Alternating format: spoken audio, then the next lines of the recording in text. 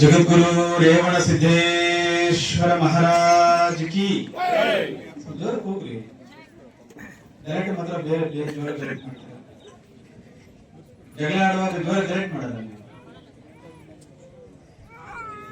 जगद्गुरु रेवण सिद्धेश्वर महाराज की श्री बीरलिंगेश्वर स्वामी महाराज की मयिलारलिंगेश्वर स्वामी महाराज की भक्तेश्वर स्वामी महाराज की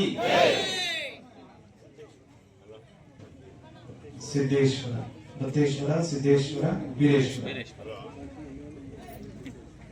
ಸಮಯ ಸಾಕಷ್ಟಾಗಿದೆ.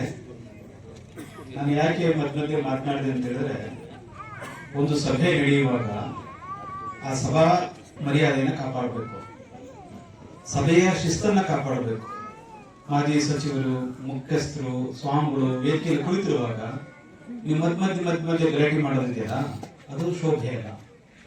ಆ ಕಾರಣಕ್ಕೆ ಒಂದು ಅರ್ಧ ಗಂಟೆ ನಿಶ್ಶಬ್ದ ಕುತ್ಕೊಳ್ಬೇಕು. ನಾನು ಭಾರಿ ಕಡೆ ನೋಡಿದ್ದೀನಿ, ಕುರುಬರು ಅಂತಲ್ಲ, ಯಾವುದೇ ಹಿಂದುಳಿದ ಸಮುದಾಯಗಳು ಧಾರ್ಮಿಕ ಕಾರ್ಯಕ್ರಮ ಮಾಡಿದ್ರೆ ವೇದಿಕೆ ಮಾಡೋದೇ ಇಲ್ಲ.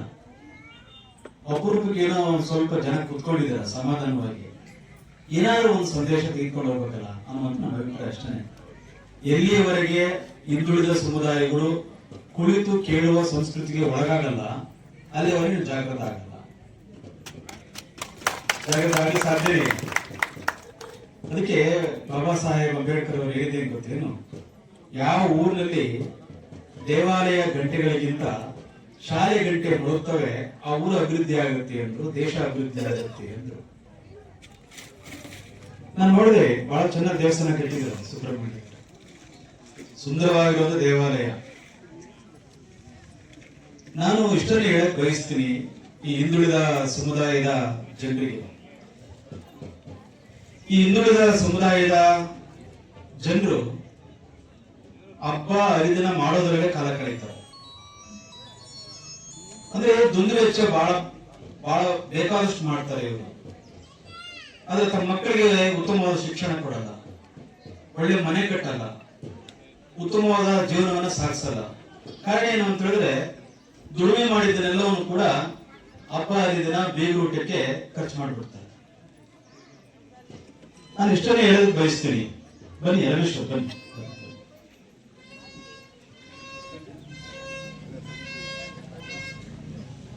ನೀವು ದೇವಾಲಯಕ್ಕೆ ಎಷ್ಟು ಆದ್ಯತೆಯನ್ನು ಕೊಡ್ತೀರಾ, ಅಷ್ಟೇ ಆದ್ಯತೆಯನ್ನ ವಿದ್ಯಾಲಯ ಕೊಡಬೇಕು. ದೇವಾಲಯ ಮತ್ತು ವಿದ್ಯಾಲಯ ಇವೆರಡನ್ನು ಗಮನಿಸಿ ನೀವು. ಇಲ್ಲಿ ದೇವಾಲಯಕ್ಕೊಂದು ಗಂಟೆ ಹೊಡೆದು ಒಳಗೋದ್ರೆ ಭಕ್ತಿ ಪ್ರಾಪ್ತಿ ಆಗುತ್ತೆ, ಭಗವಂತನ ದರ್ಶನ ಆಗುತ್ತೆ.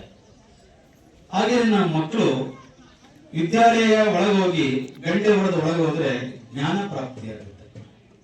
ಹಿಂದುಳಿದ ಸಮುದಾಯಗಳಿಗೆ ಕೇವಲ ಭಕ್ತಿ ಅಷ್ಟೇ ಪ್ರಾಪ್ತಿ ಪಡ್ಕೊಳ್ಬಾರ್ದು, ಜ್ಞಾನವನ್ನು ಪಡ್ಕೊಳ್ಬೇಕು. ಆದ್ರಿಂದ ವಿದ್ಯಾಲಯ ಮತ್ತು ದೇವಾಲಯ. ನಮ್ ಜನ ಹೆಂಗಂದ್ರೆ, ದೇವಾಲಯ ಚೆನ್ನಾಗಿ ಕಟ್ತೀರಾ, ವಿದ್ಯಾಲಯ ಕಟ್ಟಕ್ ಮುಂದಾಗಲ್ಲ. ಇಲ್ಲಿ ಎಷ್ಟು ವಿದ್ಯಾಲಯ ಕಟ್ಟಿದ್ದೀರಾ? ಹಿಂದುಳಿದ ಸಮುದಾಯಗಳು ಕುರುಬರು ಒಳಗೊಂಡಂತೆನೆ ಹಿಂದುಳಿದ ಸಮುದಾಯಗಳು ಎಷ್ಟು ವಿದ್ಯಾಲಯಗಳನ್ನ ನಿರ್ಮಾಣ ಮಾಡಿದ್ದೀರಾ? ಇಲ್ಲ. ಯಾಕೆಂದ್ರೆ ನಾವು ಅದಕ್ಕೆ ಆದ್ಯತೆಯನ್ನು ಕೊಡ್ಲಿಲ್ಲ. ಕೇವಲ ದೇವಾಲಯಕ್ಕಷ್ಟೇ ನಾವು ಸೀಮಿತವಾಗಿರುವಂತಹ ಒಂದು ಹಿನ್ನೆಲೆ ಒಳಗಡೆ ನಾವೆಲ್ಲರೂ ಕೂಡ ಪ್ರಯತ್ನ ಮಾಡಿದ್ವಿ. ಹಾಗೆ ಇವತ್ತು ಒಂದು ಸುಂದರವಾಗಿರುವ ದೇವಾಲಯವನ್ನು ನಿರ್ಮಾಣ ಮಾಡಿದ್ದಾರೆ. ದೇವಾಲಯದ ಜೊತೆಗೆ ವಿದ್ಯಾಲಯನ ಪ್ರಾರಂಭ ಮಾಡ್ಲಿಕ್ಕೆ, ಶಾಲೆಗಳನ್ನ ಕಟ್ಟಲಿಕ್ಕೆ ನೀವು ಮುಂದಾಗಬೇಕು. ಹಾಗೆ ಎಲ್ಲಿಯವರೆಗೆ ಜ್ಞಾನ ಮತ್ತು ಭಕ್ತಿ ಎರಡನ್ನೂ ಒಟ್ಟಿಗೆ ತಿಳ್ಕೊಂಡು ಹೋಗ್ತೀರಾ, ಆಗ ನಮ್ಮ ಬದುಕು ಆಸನ ಆಗುತ್ತೆ, ನಾವು ಉತ್ತಮವಾದ ಜೀವನವನ್ನು ಸಾಗಿಸ್ಲಿಕ್ಕೆ ಅವಕಾಶ ಆಗುತ್ತೆ ಅನ್ನುವಂಥದ್ದು. ಇವತ್ತು ಒಳ್ಳೆ ದೇವಸ್ಥಾನವನ್ನ ನಿರ್ಮಾಣ ಮಾಡಿದ ಜೊತೆ ನಿಮಗೆ ಬಹಳ ಖುಷಿ ಅನಿಸಿತು. ಇಲ್ಲಿ ಒಂದು ಜಾತಿಗೆ ಸೀಮಿತವಾಗಿರುವಂತಹ ಜನ ಇಲ್ಲ ಇಲ್ಲಿ. ಆಮೇಲೆ ಎಲ್ಲರ ಸಹಕಾರ ಪಡ್ಕೊಂಡು ಈ ದೇವಾಲಯವನ್ನ ಕಟ್ಟಿರುವಂತದ್ದು. ದೇವರು ಒಲಿಯುವಂಥದ್ದು ಜಾತಿ ಒಲಿಯಲ್ಲ, ಭಗವಂತ ಒಲಿಯುವಂಥದ್ದು ಭಕ್ತಿಗೆ. ಯಾರಿಗೆ ಭಕ್ತಿ ಇದೆ ಅವರಿಗೆ ಭಗವಂತ ಒಲಿತಾನೆ. ಮತ್ತೆ ಯಾರು ಜಾತಿಯಿಂದ ಯಾರು ದೊಡ್ಡವನಾಗಲು ಸಾಧ್ಯ ಇಲ್ಲ. ವ್ಯಕ್ತಿತ್ವದಿಂದ ಮಾತ್ರ ದೊಡ್ಡವರಾಗಲಿ ಸಾಧ್ಯತೆ ಇದೆ ಹಾಗೆ ಅಂತ ಹೇಳಿ. ಆದ್ರಿಂದ ಜಾತಿ ಅನ್ನುವಂಥದ್ದು ಇವತ್ತು ಕೂಡ ಸಮಾಜದಲ್ಲಿ ನಮ್ಮ ಭಾರತದಲ್ಲಿ ಪ್ರತಿಭೆಗೆ ಗೌರವ ಇಲ್ಲ, ಜಾತಿ ಗೌರವ ಇಲ್ಲ. ಬಾಬಾ ಸಾಹೇಬ್ ಅಂಬೇಡ್ಕರ್ ಅವರು ಎಷ್ಟು ಓದಿದ್ರು ಗೊತ್ತೇನು? ಈ ಜಗತ್ತಿನಲ್ಲಿ ಅತ್ಯಂತ ಮೇಧಾಶಕ್ತಿ ಪಡ್ಕೊಂಡಿರುವಂತಹ ವ್ಯಕ್ತಿ ಯಾರಾದ್ರೂ ಇದ್ರೆ, ಅತಿ ಹೆಚ್ಚು PhD ಪಡೆದಿರುವಂತಹ ವ್ಯಕ್ತಿ ಯಾರಾದ್ರೂ ಇದ್ರೆ, ಎಲ್ಲ ಶಾಸ್ತ್ರಗಳನ್ನ, ಉಪನಿಷತ್ತುಗಳನ್ನ, ಧರ್ಮಗಳನ್ನ ಓದಿರುವಂತಹ ವ್ಯಕ್ತಿ ಯಾರಾದ್ರೂ ಇದ್ರೆ ಇದು ಬಾಬಾ ಸಾಹೇಬ್ ಅಂಬೇಡ್ಕರ್ ಅವರು. ಆದ್ರೆ ಬಾಬಾ ಸಾಹೇಬ್ ಅಂಬೇಡ್ಕರ್ ಅವರನ್ನ ಗೌರವ ಕೊಡ್ಲಿಲ್ಲ, ಜಾತಿಯ ಕಾರಣಕ್ಕೆ ಗೌರವ ಕೊಡ್ಲಿಲ್ಲ. ಇದು ಈ ದೇಶದ ದುರಂತ. ಜಾತಿಯ ಕಾರಣಕ್ಕಾಗಿ ಅವರಿಗೆ ಗೌರವ ಸಿಗ್ಲಿಲ್ಲ. ಆದ್ರೆ ಇವತ್ತು ವರ್ಲ್ಡ್ ನಾಲೆಡ್ಜ್ ಡೇ ಅಂತ ಯಾರಾದ್ರೂ ಮಾಡ್ತಾರೆ ಅಂತ ಹೇಳಿದ್ರೆ ಅದು ನಮ್ಮ ಬಾಬಾ ಸಾಹೇಬ್ ಅಂಬೇಡ್ಕರ್ ಅವರನ್ನೇ ಅಂತಾರಾಷ್ಟ್ರೀಯ ಜ್ಞಾನದ ದಿನ ಅಂತ ಹೇಳಿ ಇವತ್ತು ವಿದೇಶಗಳಲ್ಲಿ ಆಚರಣೆ ಮಾಡ್ತಾರೆ. ನಮ್ಮವ್ರಿಗೆ ಗೊತ್ತೇ ಆಗ್ಲಿಲ್ಲ. ಅವರು ಅಂಬೇಡ್ಕರ್ ಅವರು ಭಾರತಕ್ಕೆ ಬಂದಾಗ ಯಾವುದೋ ಒಂದು ಯೂನಿವರ್ಸಿಟಿ, ಯಾವುದೋ ಒಂದು ಕಾಲೇಜಿನಲ್ಲಿ ಅವ್ರಿಗೆ ಕೆಲಸ ಸಿಕ್ಕಿದಾಗ ಆ ಪಿಯೋನು ಮೇಲ್ಜಾತಿಯವನು ಫೈಲ್ ಕೊಡ್ಬೇಕಲ್ವಾ, ಫೈಲ್ ನ ತೆಗೆದು ಬಿಸಾಕ್ತಾನೆ ಅವ್ರ ಮನೆ, ಅವ್ರ ಮುಖದ ಮೇಲೆ. ಇವರು ಲೆಕ್ಚರರ್, ಅವರು ಉಪನ್ಯಾಸಕರಾಗಿರ್ತಾರೆ. ಅಲ್ಲಿ ನೋಡಿದ್ದು ಅವರನ್ನು ಉಪನ್ಯಾಸಕರು, ಬಾಬಾ ಸಾಹೇಬರು ಬಹಳ ದೊಡ್ಡ ವಿದ್ವಾಂಸರು ಅಂತ ನೋಡ್ಲಿಲ್ಲ, ಜಾತಿಯ ಕಾರಣಕ್ಕಾಗಿ ಅವರನ್ನ ನಿಂದನೆಗೊಳಪಡಿಸಿದ್ರು. ಕನಕದಾಸನ ಜಾತಿಯ ಕಾರಣಕ್ಕಾಗಿ ಒಳಗಡೆ ಪ್ರವೇಶ ಕೊಡಲಿಲ್ಲ. ಆದ್ರಿಂದ ಜಾತಿ ಮುಖ್ಯ ಆಗಬಾರ್ದು, ಪ್ರತಿಭೆ ಮುಖ್ಯ ಆಗಬೇಕು, ಜ್ಞಾನ ಮುಖ್ಯ ಆಗಬೇಕು. ಜ್ಞಾನಕ್ಕೆ ಗೌರವ ಸಿಗ್ಬೇಕು, ಪ್ರತಿಭೆಗೆ ಗೌರವ ಸಿಗ್ಬೇಕು. ಯಾಕೆ ಮಾತನ್ನು ಹೇಳಿದೆ ಅಂತ ಹೇಳಿದ್ರೆ, ಇವತ್ತು ಜ್ಞಾನ ಬಹಳ ಮುಖ್ಯ. ಮನೆ ತಾನೇ ಮಹಾರಾಷ್ಟ್ರದಲ್ಲಿ ಒಬ್ಬ ಹುಡುಗ ಕುರಿ ಕಾಯುವನು IPS ಅಧಿಕಾರಿ ಆದ. 35 ಕುರಿ ಕಾಯ್ತಿದ್ದವನು. ಅವನು IPS ಪಾಸ್ ಮಾಡಿ ಇವತ್ತು ದೇಶದ ಅತ್ಯುನ್ನತ ಪದವಿಯನ್ನು ಅವನು ಅಲಂಕಾರ ಮಾಡಿದ್ದಾನೆ. ಕಾರಣ ಏನು? ಕುರುಬರನು ಅವನಿಗೆ ಕುರಿ ಕಾಯ್ತಾನೆ, ಅವನಿಗೆ IAS ಅಧಿಕಾರಿ ಆಗಲ್ಲ ಅನ್ನೋಕ್ಕಾಗತ್ತೇನು? ಇಲ್ಲ. ಜ್ಞಾನವನ್ನ ಕುರಿ ಕಾಯುವನು ಸಂಪಾದನೆ ಮಾಡಬಹುದು, ಮಡಕೆ ಮಾಡುವನು ಸಂಪಾದನೆ ಮಾಡಬಹುದು, ಚಪ್ಪಿ ಹೊಲಿಯನ್ನು ಕೂಡ ಸಂಪಾದನೆ ಮಾಡಬಹುದು. ನೀವು ಜ್ಞಾನವನ್ನು ಸಂಪಾದನೆ ಮಾಡಿದ್ರೆ ಮಾತ್ರ ನಮ್ಮ ದೇಶದಲ್ಲಿ, ರಾಜ್ಯದಲ್ಲಿ, ಸಮಾಜದಲ್ಲಿ ಗೌರವ ಸಿಗುತ್ತೆ ಅನ್ನೋದನ್ನ ನಾನು ಹೇಳಲಿಕ್ಕೆ ಬಯಸ್ತೀನಿ. ಆದ್ರಿಂದ ನಿಮ್ಮ ಮಕ್ಕಳಿಗೆ ಮುಳಬಾಗಿಲಿಂದ ಬೆಂಗಳೂರು ಬಹಳ ದೂರ ಏನಿಲ್ಲ. ಇವತ್ತು ಬೆಂಗಳೂರು ಮಹಾನಗರದಲ್ಲಿ ನಿಮ್ಮ ಮಕ್ಕಳನ್ನ ಕಳಿಸಿ.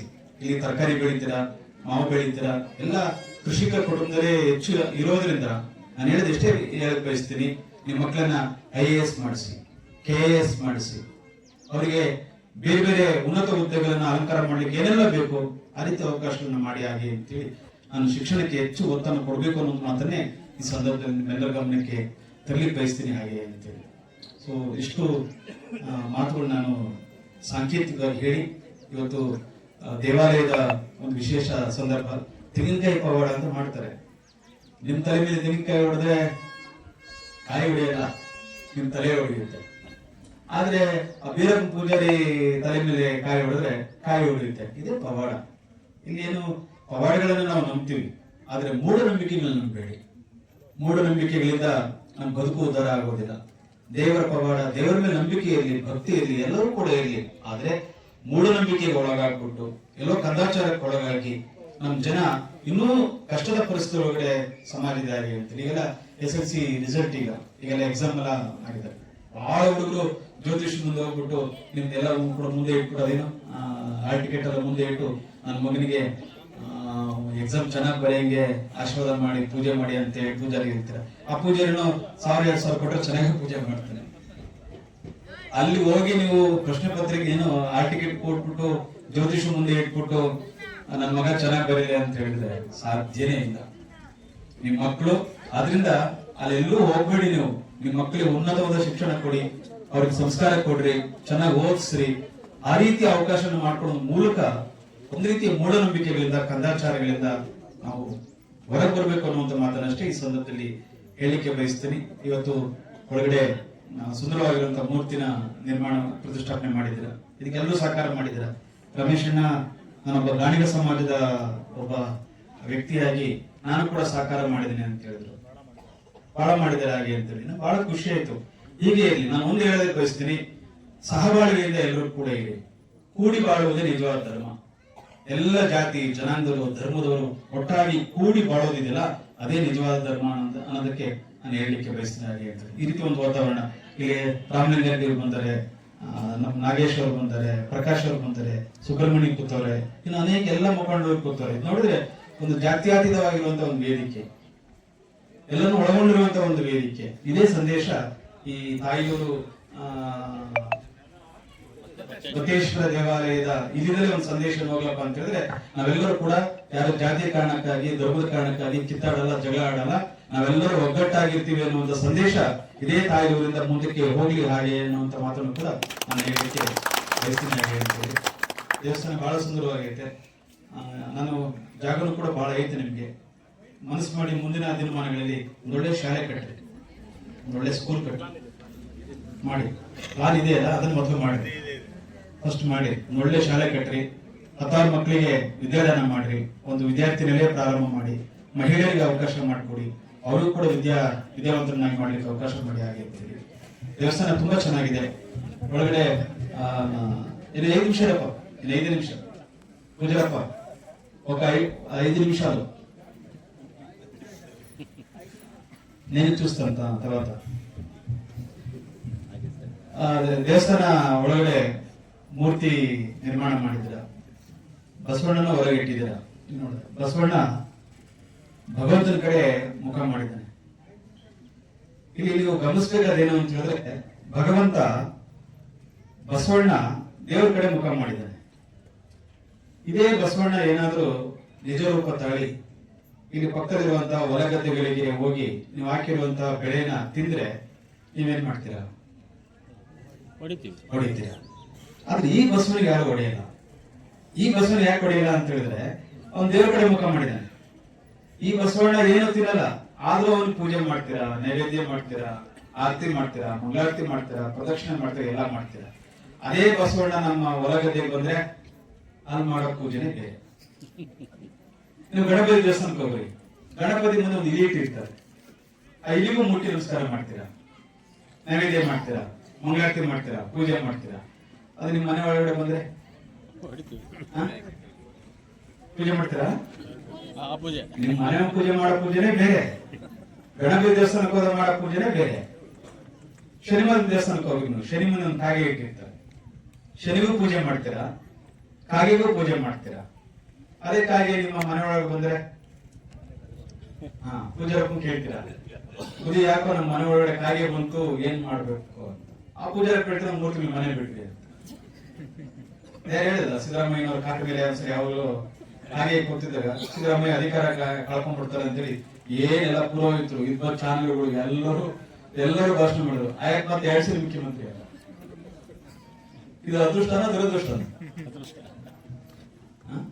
ಯಾಕೆ ಕಾಗೆ, ಇಲಿ ಮತ್ತು ಬಸವಣ್ಣನಿಗೆ ನಾವು ಯಾಕೆ ಗೌರವ ಕೊಡ್ತೀವಿ ಅಂತ ಹೇಳಿದ್ರೆ, ಅಲ್ಲಿ ಯಾಕೆ ಪೂಜೆ ಮಾಡ್ತೀವಿ ಅಂತ ಹೇಳಿದ್ರೆ, ಬಸವ ಭಗವಂತನ ಕಡೆ ಮುಖ ಮಾಡಿದ್ದಾನೆ, ಕಾಗೆ ಶನಿ ಕಡೆ ಮುಖ ಮಾಡೈತೆ, ಇಲಿ ಗಣೇಶನ ಕಡೆ ಮುಖ ಮಾಡೈತೆ. ನೀವು ಇವತ್ತು ಸ್ವಾಮಿ ಕಡೆ ಮುಖ ಮಾಡಿದ್ರ, ದೇವರ ಕಡೆ ಮುಖ ಮಾಡಿದ್ರ, ಅದಕ್ಕೆ ನಿಮ್ಗೆ ಗೌರವ. ಯಾವಾಗ್ಲೂ ಭಗವಂತನ ಕಡೆ ಮುಖ ಮಾಡಿದ್ರೆ, ಸತ್ಯದ ಕಡೆ ಮುಖ ಮಾಡಿದರೆ, ಜ್ಞಾನದ ಕಡೆ ಮುಖ ಮಾಡಿದರೆ ವ್ಯಕ್ತಿ ಸಮಾಜದಲ್ಲಿ ಗೌರವ ಕೊಡಲಾಗ್ತಾನೆ ಅನ್ನುವಂಥ ಸಂದೇಶ ಅಷ್ಟೇ ನಾನು ಹೇಳಿಕೆ ಬಯಸ್ತೀನಿ. ಇಷ್ಟು ಮಾತುಗಳನ್ನ ಬಹಳ ಸಮಾಧಾನದಿಂದ ಕೇಳಿದಂಥವ್ರಿಗೆ ನಿಮ್ಮೆಲ್ಲರೂ ಒಳ್ಳೇದಾಗಿ. ಆಮೇಲೆ ಯಾರ್ಯಾರು ಸಹಕಾರ ಮಾಡಿದ್ರೆ, ಕೆಲವು ಕಡೆ ಒಂದು ಸಂದರ್ಭದಲ್ಲಿ ಏನಾಗ್ತವೆ ಅಂದ್ರೆ, ಬಹಳ ದುಡಿದಂಥವ್ರನ್ನ ಅಥವಾ ಏನೋ ಸಹಕಾರ ಮಾಡಿದವ್ರನ್ನ ವೇದಿಕೆಯಲ್ಲಿ ಕರೆಯಲ್ಲ ಅಥವಾ ಹೆಸರು ಹೇಳಲ್ಲ. ಇಂತೂ ಬಹಳ ಆಗ್ತವೆ, ಬಹಳ ಕಡೆ ನೋಡಿದ್ದೀನಿ ನಾನು. ಯಾರು ಅನ್ಯತಾ ಭಾವಿಸ್ಕೋಬೇಡ್ರಿ. ಈ ದೇವಾಲಯಕ್ಕೆ ಸಹಕಾರ ಮಾಡಿದಂತ ಎಲ್ಲರಿಗೂ ಶಿವಸಿದ್ದೇಶ್ವರನ ಕೃಪೆ ನಿಮ್ಮ ಕುಟುಂಬದ ಮೇಲೆ ಇದೆ ಹಾಗೆ ಅಂತೇಳಿ ಹಾರೈಸಿ, ಕೃಪೆ ನಮ್ಮ ಕಾರ್ಯಕ್ರಮ ತುಂಬಾ ಚೆನ್ನಾಗಿದೆ. ಆಮೇಲೆ ನಾಗೇಶ್ ಅವರು ಎಲ್ಲರನ್ನೂ ಸ್ಮರಿಸ್ಕೊಂಡ್ರು, ವಿಶೇಷವಾಗಿ ಅವರೆಲ್ಲರನ್ನು ಎಲ್ಲ ಕೆಲಸ ಕಾರ್ಯ ಮಾಡುವುದನ್ನ ಸ್ಮರಣೆ ಮಾಡ್ಕೊಂಡಿದ್ದಾರೆ. ಇನ್ನೂ ಹೆಚ್ಚಿನ ಅಭಿವೃದ್ಧಿ ಮಾಡ್ಲಿಕ್ಕೆ ಅವರು ಮುಂದಾಗಿದ್ದಾರೆ. ಈಗ ಒಂದು ಒಳ್ಳೆಯ ಯಾರ್ಯಾರು ಈಗ ಸಹಕಾರ ಮಾಡಿದಂತಹ ಎಲ್ಲರನ್ನು ಕೂಡ ನೀವು ಸ್ಮರಣೆ ಮಾಡ್ಕೊಂಡಿದ್ದೀರಾ. ಅವ್ರಿಗೆ ಸನ್ಮಾನ ಮಾಡಿ, ಅವ್ರಿಗೆ ಆಶೀರ್ವಾದ ಮಾಡಿ ಅಂತ ಅದನ್ನಷ್ಟೇ ಈ ಸಂದರ್ಭದಲ್ಲಿ ಹೇಳಿ ನಾನು 2 ಮಾತನ್ನು ಮುಗಿಸ್ತೇನೆ. ನಮಸ್ಕಾರ.